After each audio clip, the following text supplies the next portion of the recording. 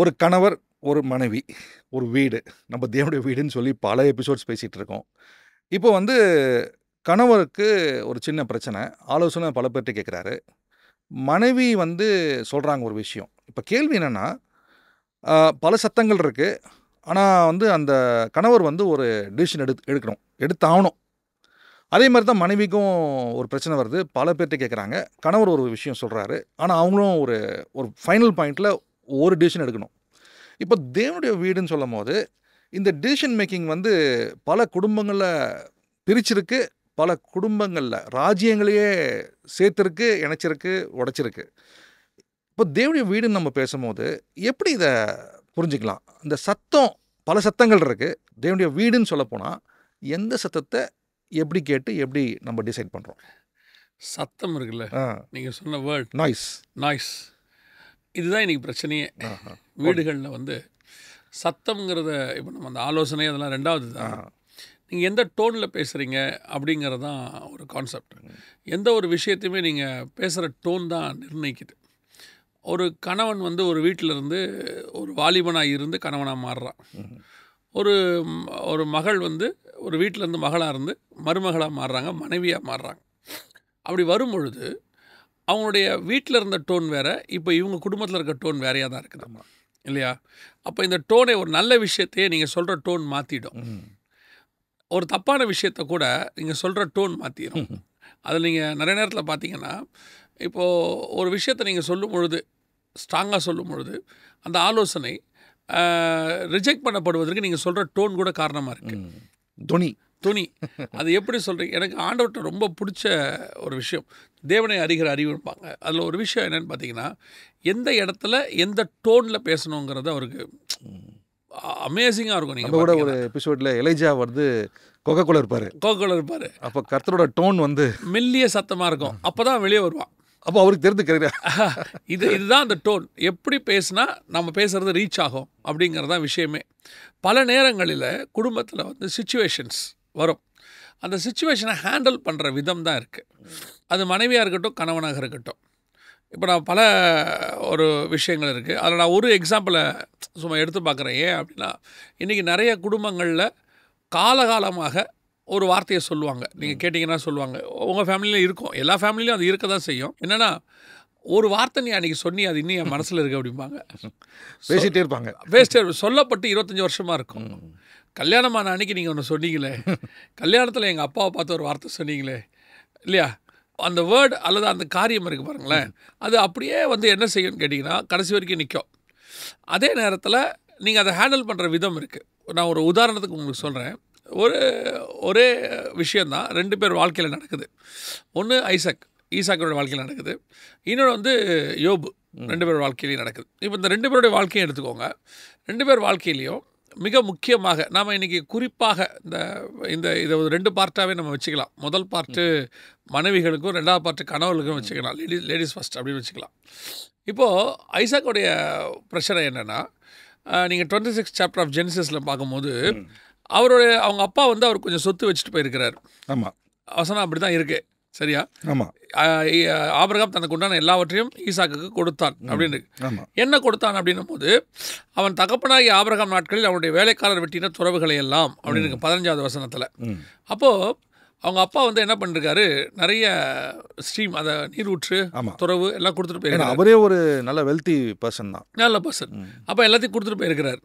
First இந்த அதிகாரத்தை வாசிச்சிங்கன்னா, இன்றைக்கி உள்ள நிலைமையில் வீட்டில் இருந்து ரியாக்ஷன் எப்படி இருக்குன்னு எனக்கு சொல்லுங்கள், நீங்களும் சொல்லலாம். இப்போது முதல் விஷயம் 15ஆம் வசனத்தில் என்ன இருக்குன்னா, அவங்க அப்பா கொடுத்துட்டு போன எல்லாத்தையுமே அந்த ஊர் அபிமெலேக்கு வந்து எடுத்துக்கிறாரு, எதிரி எடுத்துக்கிறாரு. சரியா? 2வது, ஈசாக்கு போய் ஒரு துறவு வெட்டுறாரு. வெட்டி அங்கே சுரக்கும் நீரூற்றை கண்டார்கள். 19-20 கேரார் மேய்ப்பர் இந்த தண்ணி தங்களுடையது என்று சொல்லி ஈசாக்கோட மேய்ப்பரை வாக்குவாதம் பண்ணினார்கள். அந்த இடத்துலையும் அந்த துறவை அவங்க எடுத்துக்கிட்டு அவங்க விட்டுட்டான். சரியா? அப்போது அப்பா கிட்ட இருந்து வந்த சொத்தையும் அவங்க எடுத்துகிட்டு போயிட்டாங்க, தான் சம்பாரிச்சதையும் அவங்க எடுத்துகிட்டு போயிட்டாங்க. ஆனால் இந்த இடத்துல நல்லா கவனிச்சு பாருங்கள், ஈசாக்கை பொறுத்த வரைக்கும் அவங்க வந்து வாக்குவாதம் பண்ணுறாங்க. ஈசாக்கு போயிட்டே இருப்பார், விட்டுட்டு போயிட்டே இருப்பார். ஆமாம். இவர் ஒன்றும் சண்டை போட்ட மாதிரி எங்கேயும் பதிவு இருக்கவே இருக்காது. அவர் அவ்விடம் விட்டு பெயர்ந்து போய் வேறொரு துறவை வெட்டினான். 22வது வருஷம். அதான் அந்த ரியாக்ஷனே கொஞ்சம் வித்தியாசமாக இருக்குது. ரொம்ப ஒரு மாதிரி கண்ணியமாக இருக்குது. ஹேண்டில் பண்ணுற விதம் பாருங்க. ஆனால் இன்னைக்கு ட்ரெண்டுக்கு நீங்கள் பார்த்தீங்கன்னா என்ன இப்படி ஏமாந்தவராக இருக்காருன்னு கூட பைத்தியக்காரன்றுவாங்க, ஒரே வேர்டு தான். அவர் பைத்தியக்காரங்க இருந்தாலும் அவ்வளோத்தையும் விட்டுட்டு, அதாவது என்னன்னா இவர் அந்த ஊரில் குடியிருக்கிறாரு. குடியிருக்கும் போது அந்த ஊரில் உள்ள ஒரு மிக முக்கியமான ஆள் தான் அபிமலேக். அதாவது ஒரு சீனியர் பர்சன் சொல்லலாம், இல்லை அந்த ஊருடைய இன்னைக்கு சொல்லலாம் ஊர் பெரியவர் அப்படின்னு நம்ம சொல்லலாம். அந்த மாதிரி ஒரு ஆள் வந்து தன்னுடைய காரியங்களை எடுக்கும்போது இவர் எதிர்த்து நிற்க மாட்டேங்கிறார். சரி போட்டோம் விடு அப்படிங்கிறார். முதல்ல அப்படி விடுறதுக்கு உங்களுக்கு என்ன வரணும்? ஒரு தன்மை வரணும், மைண்ட் செட் வரணும். இல்லை அதாவது நீங்கள் எடுக்கும்போது ஒரு குறைஞ்சபட்சம் எதிர்ப்பாது உங்ககிட்ட இருக்கும், குறைஞ்சபட்ச எதிர்ப்பு. சில நேரங்களில் இப்படி போகிற ஆட்கள் நம்ம வந்து என்ன செய்யறோம்னா ஏமாளின்னு சொல்கிறோம். ஆனால் இதை வந்து பைபிள் விரும்புது. ஒளிமுக வாசலில் நீதி புரட்டப்படும் போது நாம் என்ன செய்யணுமா, அமைதியாக இருக்கணும்னு அங்கே இருக்குது. ஒளிமுக வாசல்னா கோர்ட்டுன்னு இருக்குது. பல இடத்துல நீதி, அந்த கோர்ட்டில் நீதி உங்களை விட்டு தப்பாக போகும்பொழுது அல்லது உங்களுக்கு எதிராக நீதி புரட்டும் போது உங்கள் சைடு நீதி இருக்கும், ஆனால் கோர்ட்டில் வந்து விஷயம் தப்பாக போகும். அப்போ போது நீங்கள் அமைதியாக இருங்க. ஆக்சுவலாக ரீசெண்டாக ஒரு சிஎஸ்ஐ ரெவரண்ட்டோட டெத் ஆனிவர்சரிக்கு போயிருந்தேன். அங்கே அவங்க சன்னோட ஒரு விஷயம் சொன்னார். அந்த சிஎஸ்ஐ ரெவரண்ட் வந்து அவருக்கு ஏதோ ஒரு அநீதி நடக்குது, ஏதோ ஒரு இது. ஆனால் அவர் எடுத்த முடிவு வீட்டில், நான் சபைக்கு அகேன்ஸ்டாவோ யாருக்கு அகேன்ஸ்டாவோ நான் கோர்ட்டுக்கு போக மாட்டேன், அந்த அநீதி எனக்கிட்டே இருக்கட்டும், ஆனால் கோர்ட்டுக்கு சபைக்கு அகேன்ஸ்டாக நான் போக மாட்டேன்னு ஒரு பாலிசி எடுக்கிறாரு. இதை வந்து அந்த அவர் இறந்து அந்த ஆனிவர்சரி இதில் பேசுகிறாங்க. அப்போ என்ன மாதிரி ஒரு குவாலிட்டி பாருங்களேன். கடவுளே வந்து அவர் நீதி உள்ள நியாயாதிபதி. ஆனால் இங்கே வந்து ஒரு பாஸ்டர் சபைக்கு அகேன்ஸ்டாவோ என்னோட ஆர்கனைசேஷனுக்கு அகேன்ஸ்டாவோ நான் கோர்ட்டுக்கு போக மாட்டேன்னு பாலிசி எடுத்து அவருக்கு இன்ஜஸ்டிஸ் நடந்தாலும் அந்த ஸ்டேட்மெண்ட் சொல்கிறது கடைசியில் அவர் என்னன்னா அந்த அந்த அவர் இறந்த பிறகு அந்த ஆனிவர்சரியில் அவ்வளோ கண்ணியமாக அவரை பற்றி பேசுகிறாங்க. என்ன மாதிரி லெகசியை விட்டு போனாரும் பாருங்களேன். இதில் நம்ம ரொம்ப பார்க்க வேண்டியது செகண்ட் ஜென்ரேஷன். இப்போ அவர் இப்படி இருந்துட்டார் இல்லையா, இந்த செகண்ட் ஜென்ரேஷன்காரங்க ரெண்டு டைப்பாக இருப்பாங்க. அவங்க என்ன சொல்லுவாங்க, எங்கள் அப்பாவுக்கு வந்து பிழைக்க தெரியாதவர், எல்லாத்தையும் விட்டார், அவர் மட்டும் இதை கொஞ்சம் இது பண்ணி தானே எவ்வளோ எங்களுக்கு வந்திருக்கோம் அப்படிம்பாங்க. அதே நேரத்தில் ஒரு குரூப் இருக்குது. இப்போ நான் இது இன்னொரு சாட்சி சொல்கிறேன். என் ஃப்ரெண்டோடைய அப்பா அவர் வந்து நல்ல ஒரு இதே சென்னையில் நல்ல ஒரு ஹார்ட்வேர்ஸ் கடை வச்சு நல்லா வாழ்ந்துட்டு இருந்தார். கடைசியில் அவருக்கு உண்டானது எல்லாத்தையும் ஏமாற்றி அவர்கிட்ட எடுத்துட்டாங்க. எந்த அளவுக்கு எடுத்துட்டாங்கன்னு கேட்டிங்கன்னா, கடைசியில் அவர் ரொம்ப கஷ்டப்பட்டு வீட்டு வாடகை கொடுக்குற அளவுக்கு கூட கஷ்டப்படும், சொந்த வீடு எல்லாம் கடை வச்சுருந்த ஒரு மனுஷன் அப்படி ஆக்கிட்டாங்க. ஆனால் அவர் வாயிலிருந்து ஒரு வார்த்தை கூட தப்பாக வராது. போட்டு விடுப்பா இவ்வளோ தான் பேசுவார். கத்தர் பார்த்து பாருப்பா. நான் பேசியிருக்கேன் அவரோட உட்காந்து தனிப்பட்ட முறையில். அவர் சொல்லுவார், கத்தர் பார்த்துப்பார் அப்படிம்பார். நான் சொல்கிறேன், அவர் இன்னொரு விஷயம், இவ்வளோ நடக்கும், அவருக்கு விரோதமாக எல்லாத்தையும் எடுத்துகிட்டு போயிட்டாங்க, பிள்ளைங்க கஷ்டப்படுது, கண்ணுக்கு எதிரில் பிள்ளைகள் கஷ்டப்படுது, அவ்வளோத்தையும் பார்க்குறாரு. ஆனாலும் அவர் வாயிலிருந்து ஒரு வார்த்தை கூட வராது, கத்தர் பார்த்துப்பார். இன்றைக்கி நான் சொல்கிறேன், அவரோட பிள்ளைகள் அத்தனையும் ஆசீர்வதிக்கப்பட்டிருக்கு. ஒரு பிள்ளை விடாமல் எல்லா பிள்ளையும் ஆசீர்வதிக்கப்பட்டிருக்கு. அவர் என்ன இழந்தாரோ அதை விட 100 மடங்கு கத்தர் அதிகம் கொடுத்துருக்கிறார். நான் கண் கூட பார்க்குறேன், இந்த 20 வருஷத்துக்குள்ளே இது நடந்திருக்கு. எதுக்கு நான் சொல்ல வரேன்னா, இந்த மாதிரி காரியங்கள் வரும்போது நம்முடைய நிதானத்தை கத்தர் பார்க்குறாரு. நம்முடைய அங்கே நம்ம எடுக்கிற ஸ்டாண்ட் அவங்க அகேன்ஸ்டாக தான் இருக்காங்க, தப்பே கிடையாது. அவங்க நமக்கு தெரியுது, அவங்க அப்படி தான் பண்ணுறாங்க. ஆனால் உங்கள் வியூ என்ன, அதான் கர்த்தரோடது. ஒன்று அப்பா கிட்டேருந்து எடுத்துக்கிட்டாங்க, ஒன்று தன்னோடதையுமே எடுக்கிறாங்க. ஆனால் அவன் என்ன செய்கிறான்னா, சரி போட்டோம் விடுங்க. அதுக்கு அடுத்த வசனம் சொல்லுது, ரெகோபோத் 100 மடங்கு கர்த்தர் ஆசீர்வதிச்சார். இதுதான் இன்றைக்கி நமக்கு இருக்க வேண்டிய மிக முக்கியமான குணாதிசயம். நீங்கள் சொன்ன வேர்டு தான், நீதியுள்ள நியாயாதிபதி. அது 2 பக்கமும் நியாயம், பர்ஃபெக்டான தீர்ப்பு அங்கே வரும். அதான் என்ன பெரிய பிரச்சனை, இன்றைக்கி கோர்ட்டுக்கு போனாலும் சில கேஸ் முடியறதுக்கு 20 வருஷம் 30 வருஷம் ஆகுதுல்ல. கர்த்தருடைய கோர்ட்டும் அப்படி தான் வச்சு அழகாக பொறுமையாக 20 வருஷத்தில் யாருக்கு என்ன நீதி செய்யணுமோ செய்வார். நீதிமானின் சந்ததி, குறிப்பாக சொல்கிறேன், நீதிமானின் சந்ததி அப்பத்துக்கு இறஞ்சதை நான் பார்த்ததில்லை என்ற சங்கீதக்காரன். கர்த்தர் ஒரு நாளும் நம்முடைய பிள்ளைகளை, உண்மையாக இருக்கிறோட பிள்ளைகளை விடுறதே இல்லை. ஒரு தலைமுறை போனாலும் அடுத்த தலைமுறையில் கர்த்தர் தூக்கி எடுத்துருவார். அந்த தலைமுறை விதைக்கிற மாதிரி, நெக்ஸ்ட் தலைமுறை அறுக்கிற மாதிரி. அதே மாதிரி தான் சொல்கிறேன், அநீதி உள்ளவனுடைய ஜென்ரேஷன் பார்க்கறதுக்கு வேணால் இப்போ செழிப்பாக இருக்கும், நல்லாயிருக்கும், பயங்கரமாக இருக்கும். அடுத்த ஜென்ரேஷன், அதுக்கு அடுத்த ஜென்ரேஷன் அவங்க என்ன ஆகிறாங்கன்றதான் கஷ்டம்.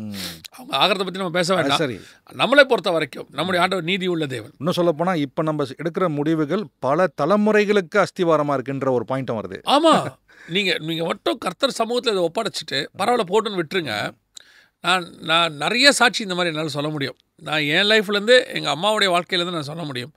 சில நேரங்களில் எங்கள் அம்மாவுடையதான சில காரியங்கள் எல்லாம் எடுத்துக்கொள்ளப்பட்டுச்சு. எங்கள் அம்மாவுக்கு தெரியாமையே எடுத்துக்கொள்ளப்பட்டுச்சு. அப்போ எங்கள் அம்மா வந்து என்ன செய்வாங்கன்னா, என் கையை பிடிச்சி தான் நாங்கள் அப்படியே சாயங்காலத்தில் அப்படியே போவோம் வாக்கிங் மாதிரி ரோட்டில் நடந்து போயிட்டு இருக்கும்போது பெரிய பெரிய வீடுகள் பார்ப்பாங்க. பார்க்கும்போது எங்கள் அம்மா ஒரு வார்த்தை சொல்லுவாங்க, இதில் இருக்கிற ஒரு தாப்பால் கூட நம்மளால் வாங்க முடியாதுடா அப்படிம்பாங்க. அப்போல்லாம் பித்தளையில் தான் தாப்பால் போட்டிருப்பாங்க. ஆனால் நாங்கள் சொல்கிறோம், இன்றைக்கி நாங்கள் ஒன்றும் குறைஞ்சி போயிடலையே, கர்த்தர் எங்களை கைவிடலையே, கர்த்தர் இன்னும் எங்களை நல்லாவே ஆசீர்வதிச்சு இன்றைக்கி ஒரு இடத்துல கொண்டு வந்து உட்கார தானே வச்சுருக்கிறாரு.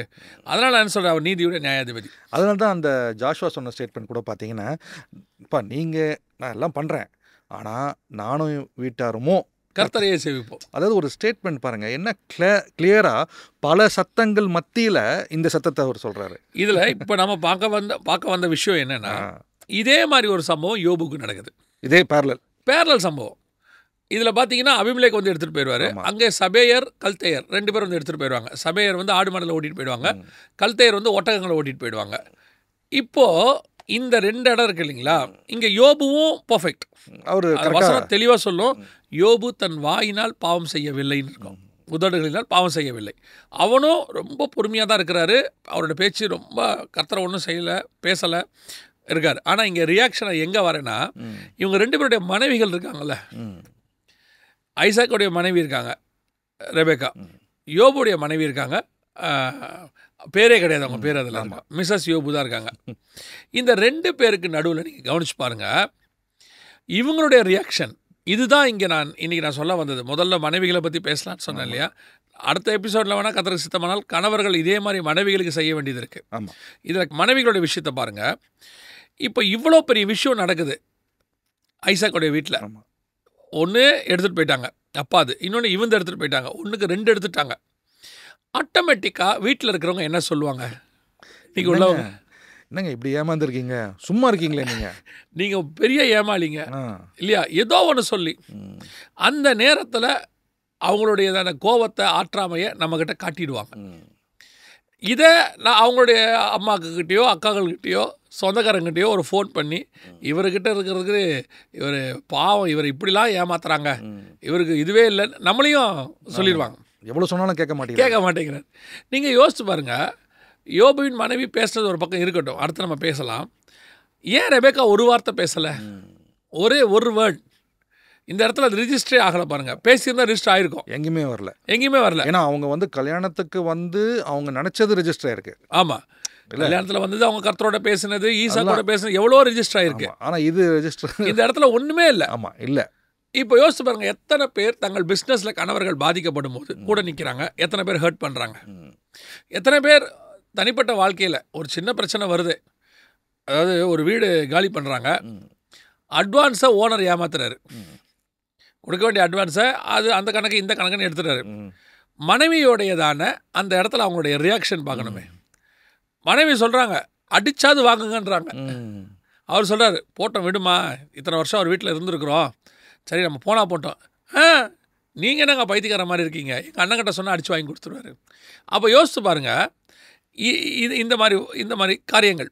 இப்போ ரெபேக்கா கிட்ட பார்த்தீங்கன்னா ஒரு ரியாக்ஷன் இருக்காது, என்ன பண்ணாங்க ஏது பண்ணாங்க.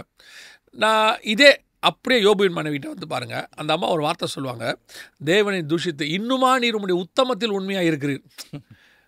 அவன் உத்தமன்னு இந்த அம்மாவுக்கு தெரியுது, நீ உண்மையாக இருந்து என்னத்தை சாதிச்ச, இதான் அந்த அம்மா கேட்குறது. இன்றைக்கி ஒரு காலகட்டத்தில் லஞ்சம் வாங்காதது குட் குவாலிட்டி, மாப்பிள்ளை லஞ்சம்லாம் வாங்க மாட்டாருங்க, சுத்தமான கை அப்படிம்பாங்க. இப்போ லஞ்சம் வாங்காததுனா பிழைக்க தெரியாதவர். அவர் என்ன போஸ்டிங்கில் இருக்கிறாரு, அவர் வந்து வாங்கினா எவ்வளோ நேரம் வீடு வீடு கட்டியிருக்கலாம், பிழைக்க தெரியாத மனுஷன். இதே மனைவிகள் 2 வகையாக மாறிட்டாங்க. அந்த காலகட்டத்தில் அதை பெருமையாக நினச்சாங்க, எங்கள் கஷ்டப்பட்டாலும் சரிங்க, நாங்கள் வந்து புண்ணியத்தை தேடுறோம், எங்கள் பிள்ளைகளுக்கு புண்ணியத்தை வச்சுட்டு போகிறோம் அப்படிம்பாங்க. இப்போ அப்படி இல்லை, இவர் என்னப்பா இவர்கிட்ட போய் என்ன கல்யாணம் பண்ணி வச்சிங்க, இவர் ஒருத்துக்கும் லாய்க்கில்லை, தத்தியாக இருக்கிறாரு அப்படிங்கிறாங்க. யோசிச்சு பாருங்கள், அந்த நேரத்தில் பாதிக்கப்படும் பொழுது உங்களுடையதான தோல் கொடுக்குற சுபாவம், இதுதான் இங்கே இம்பார்ட்டண்ட். ரெபேக்காள் வந்து என்ன அவருக்கு கவுன்சிலிங் பண்ணாங்க, இல்லை என்ன அவருக்கு ஹெல்ப்ஃபுல்லாக இருந்தாங்கன்றது எனக்கு தெரியாது. ஆனால் நான் என்ன சொல்கிறேன், அந்த நேரத்தில் அவரை ஹர்ட் பண்ணாமல் இருந்தாங்கல்ல, அதுவே பெரிய ஹெல்ப்பு. அவர் அது மேலும் மேலும் குத்தி அவ்வளோதான், நீங்கள் எதுக்கு லாய்க்கு இல்லை, நீங்கள் உருப்பட மாட்டீங்க, இப்படியே தான் ஒன்றுனா போகும். அது நம்ம ரெபேக்கா கேரக்டர் பற்றி நம்ம பல இது பேசியிருக்கோம். அவங்க எல்லாத்தையும் உள்வாங்கி அமைதியாக சென்ஸ் பண்ணுறான்ற ஒரு நேச்சர் இருக்குது அவங்களுக்கு. ஆமாம், அவங்க வந்து படபடன்னு பேசுகிற ஆள் இல்லை, கரெக்டாக சொல்கிறாங்க. சில விஷயங்கள் வந்து கடவுள் அந்த கடவுளோட உணர்வை புரிஞ்சுக்கிட்டு ஹேண்டில் பண்ணுற ஒரு தன்மை அவங்க அந்த மாட்ட இருக்குது. அதுதான் ஒரு குடும்பத்தை கட்டுதல். ஒரு தேவனுடைய வீட்டுக்குள்ளே இருக்கக்கூடியதான குணசாலியான ஸ்திரீ, புத்தி உள்ள ஸ்திரீ குடும்பத்தை கட்டுகிறாள்னு இருக்கு இல்லைங்களா? அந்த கட்டுகிற சுபாவத்தில் இது ஒன்று. ஏற்றத்தாழ்வு என்பது குடும்பத்தில் எப்போ வேணாலும் வரும், வராமல் இருக்கவே இருக்காது. எல்லா குடும்பத்துலேயும் வரும். அப்ஸ் அண்ட் டவுன்ஸ்னு சொல்லுவாங்க, கண்டிப்பாக வரும். அந்த அப்ஸில் நீங்கள் இருக்கும்போது ரொம்ப சந்தோஷமாக இருந்துட்டு, டவுனில் நீங்கள் இருக்கும்போது நீங்கள் அவங்கள ஹர்ட் பண்ண தொடங்கிட்டீங்கன்னா இப்போ என்ன ஆகும்னு பாருங்களேன். நீங்கள் கவனிச்சு பாருங்கள். யோபின் மனைவி இருக்காங்க. யோபின் மனைவிக்கிட்ட ஒரு பெஸ்ட்டு குவாலிட்டி இருக்குது. நான் அதை படித்த போது ரொம்ப ஆச்சரியப்பட்டேன். பெஸ்ட்டு குவாலிட்டி என்னன்னு கேட்டிங்கன்னா, யோபு அதுக்கப்புறம் ஆண்டவர் ஆசீர்வதிச்சிடுறாரு. அப்புறம் 2 மடங்கு கொடுத்துட்றாரு. இதில் பெரிய விசேஷம் என்னென்னா, யோபுவோட பிள்ளைகள் செத்து போயிட்டாங்க. அதுக்கப்புறம் கர்த்தர் 10 பிள்ளைகளை தராரு. 10 பிள்ளைகள் தராரு. இந்த 10 பிள்ளைகளும் அந்த மனைவியோடு தான் பிறந்துச்சு. அந்த அம்மா கூட தான் இருந்தார் அவர். சரியா? இப்போ யோபுவை நீங்கள் பர்சனலாக எடுத்துக்கொள்ளுங்க. யோபுவின் தலையிலேருந்து கால் வரைக்கும் பருக்களால் நிறைந்து ஓட்டில் சுரண்டு நேரன்னு இருக்குது. புண்ணு, உடம்பு ஃபுல்லாக புண்ணு. இந்த பருவோடைய ஸ்பெஷாலிட்டி என்னென்னா, நீங்கள் ஆறிடும், புண்ணெல்லாம் ஆறிடும், எல்லாம் போயிடும். ஆனால் தழும்பு உடம்பு முழுக்க இருக்கும், மார்க்ஸ் இருக்கும். அப்படி அந்த மார்க்ஸ் அப்படியே இருக்கும், ஃப்ரம் ஹெட் டு ஃபுட்டுன்னு இருக்கு. அப்படி இருக்கும் பொழுது அதே சரீரத்தை உடைய ஆளோட தான் 10 குழந்தை பிறந்திருக்காங்க அவங்க. இன்றைக்கி கணவர் கொஞ்சம் பலவீனப்பட்டால் ஒதுக்குற ஃபேமிலி எத்தனை இருக்குது? ஒரு சின்ன ஒரு தேமலோ ஏதோ ஒன்று வந்த உடனே ஸ்கின் ப்ராப்ளம் வந்தாலே ஒதுக்கி வைக்கிறவங்க எத்தனை பேர் இருக்காங்க? ஸோ அந்த அம்மா அதே நிலைமையில் ஃபெய்த்ஃபுல்லாக 10 குழந்தை பெற்று எடுத்திருக்காங்க.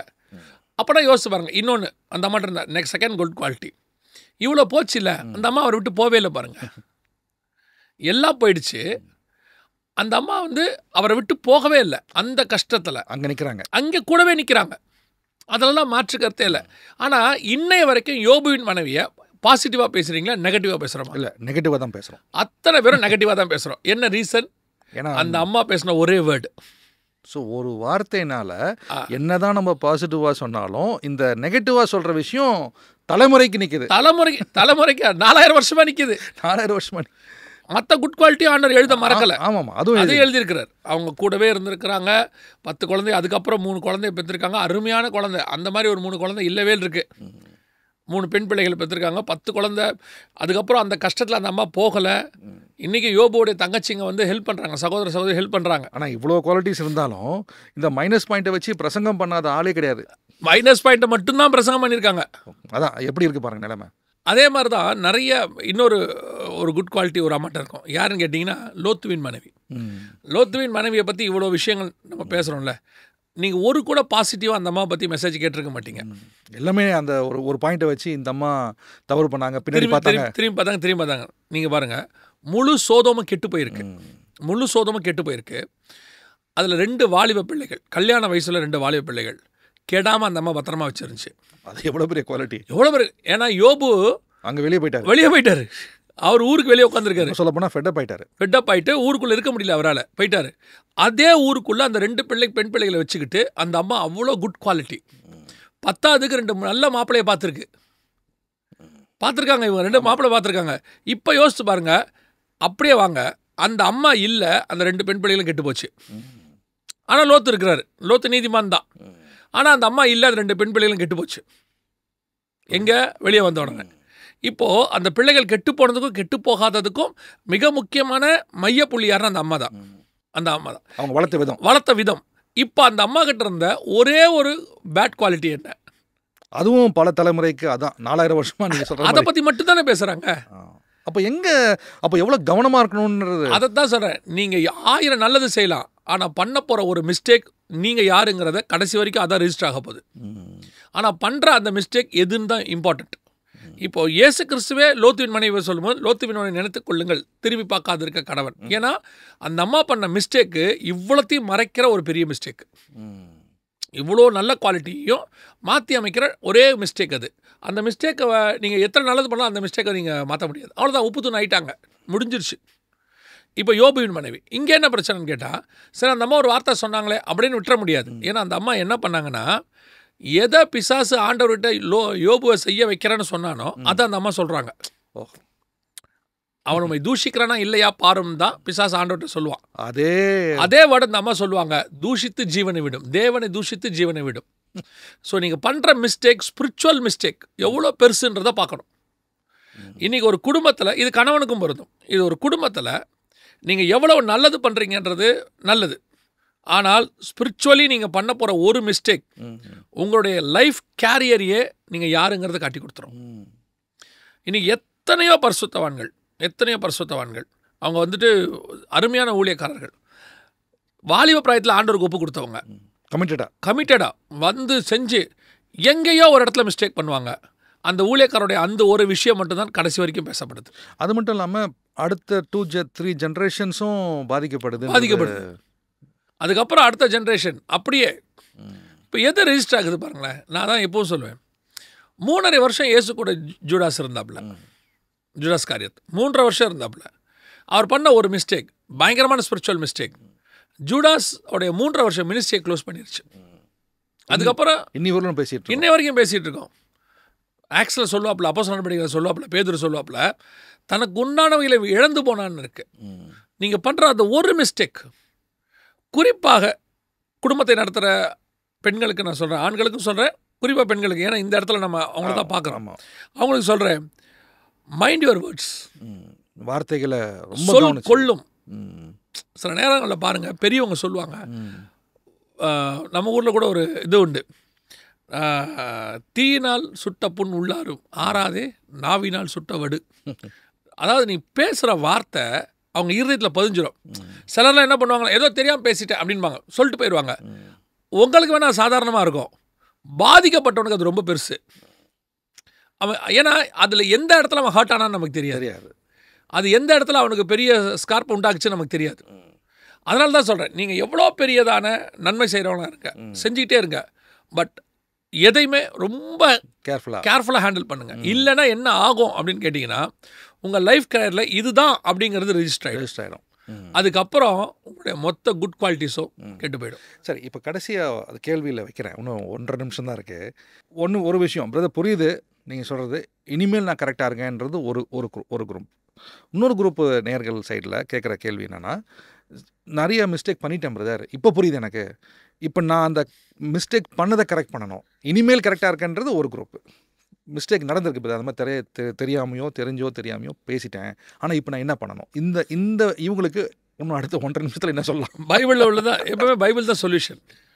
அழகாக ஒரு வார்த்தை சொல்லுவார் சகேயு, நான் வந்து யார் இடத்துலாவது அநியாயமாக வாங்கியிருப்பேன், நான் 4 தனியாக திருப்பி தரேன், அது பணமோ அன்போ எல்லாமே நீங்கள் 4 மடங்கு திருப்பி தரணும். It's very valid point. நீங்கள் 4 மடங்கு, நான் என்ன சொல்லுவேன், உங்கள் அம்மாவையோ அல்லது உங்கள் மாமியாரையோ நீங்கள் ஆரம்பத்தில் எப்படியோ நடத்தியிருக்கலாம், அவங்கள கேவலப்படுத்தியிருக்கலாம். ஏன்னோ அது வந்த புதுசில் அந்த யங் ஏஜில், நான் எப்பவுமே சொல்லுவேன், இந்த யங் ஏஜில் வரும்போது கொஞ்சம் படபடன்னு இருக்கும், அது இருக்கலாம், ஸ்பீடாக இருக்கும். ஆனால் அவங்களுடைய அந்திம காலத்தில் 4 மடங்கு திருப்பி தரணும்.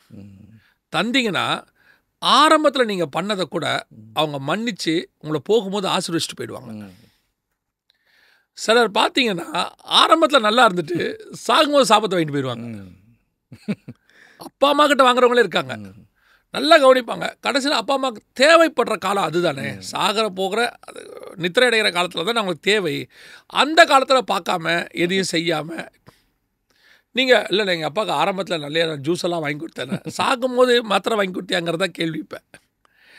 அதை நீங்கள் திருப்பி தர்றதுங்கிறது தான். நீங்கள் செஞ்சுட்டோம், இங்கே தப்பு செய்யாதவங்க யாருமே கிடையாது, 4 மடங்காக திருப்பி தரணும். அப்படி திருப்பி தந்தீங்கன்னா இதை மாறி அது ஆசீர்வாதமாக வந்துடும். மிக நன்றி பிரதர் ஜெகன். ஐ திங்க் இதில் வந்து நிறைய ஆழமான ஸ்பிரிச்சுவல் லெசன்ஸ் இருக்குது. நம்ம ஒரு 27 நிமிஷத்தில் பேசிட்டோம். ஆனால் இது ஒரு பைபிள் ஸ்டடி மெட்டீரியல், இதை திருப்பி அவங்க பார்க்கணும். அது இல்லாமல் பல பேருக்கு அவங்க ஷேரும் பண்ணலாம். இது தெலுங்கு மொழியிலையும் ஹிந்தி மொழியிலையும் வேறு நம்ம டப் பண்ணி பண்ணுறோம். இது பல இடங்களில் ரீச் ஆகுது. ப்ராக்டிக்கல் டிஸ்கஷன் தான், அதுவும் இல்லாமல் பிப்ளிக்கல் டிஸ்கஷன்.